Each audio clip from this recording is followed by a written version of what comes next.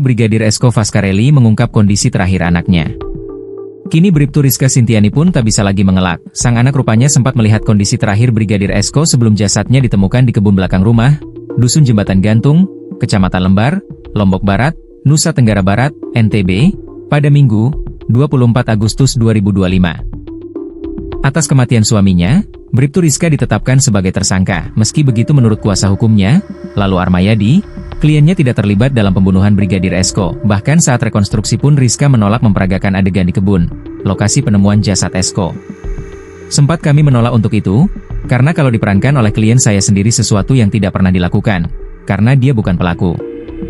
Dia tidak sama sekali melakukan itu, bagaimana dia akan perankan sesuai dengan kepentingan daripada penyidik sendiri, katanya.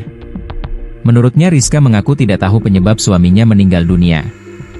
Dia sendiri tidak tahu, justru yang ada hanya duka atas kehilangan, katanya. Padahal Bribtu Rizka Sintiani merupakan anggota polisi wanita, Polwan, yang bertugas di bagian Humas Polres Lombok Barat. Justru dia tidak tahu karena itu sedihnya. Katanya, reaksi Rizka bahkan nilai tidak lumrah karena tidak menunjukkan kepanikan ketika awal pertama kali jasad Esko ditemukan. Ya lumrah, saya pikir seorang perempuan dengan kehilangan, dia sudah coba koordinasi dengan kesemuanya termasuk teman-temannya. Katanya, menurutnya Rizka tidak bereaksi karena dia meyakini bahwa jasad tersebut bukan suaminya. Tidak ada yang bisa dilakukan, dia tetap tidak percaya bahwa itu suaminya. Katanya, bahkan Bribtu Rizka sama sekali tidak melihat jasad yang ditemukan di belakang rumahnya. Gak ada pernah sempat karena memang dia selalu berharap mudah-mudahan ini bukan suaminya, dia tidak bisa melihat. Wajar kalau kemudian naluri seorang istri, katanya. Padahal sejak Esko hilang hari Selasa, 19 Agustus 2025, Rizka mengaku berusaha keras mencari, tetapi ketika jasadnya ditemukan, Rizka justru tak mau melihat dan biasa saja. Bukan tidak mencari atau melihat ke sana. Orang kan banyak tipe, ada yang kuat menerima cobaan. Karena memang dia tidak pernah melakukan. Menguatkan ya saksi tadi dalam reka ulang. Katanya, keterangan Bribtu Rizka justru bertolak belakang dengan kesaksian anak.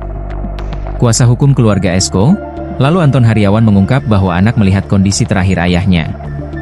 Saya dapat dari ayah almarhum, Samsul, si kecil tiba-tiba bicara. Saat ditanya tiba-tiba bicara, "Mamak, kok ayah tidur-tidur aja ndak bangun-bangun?" kata Anton.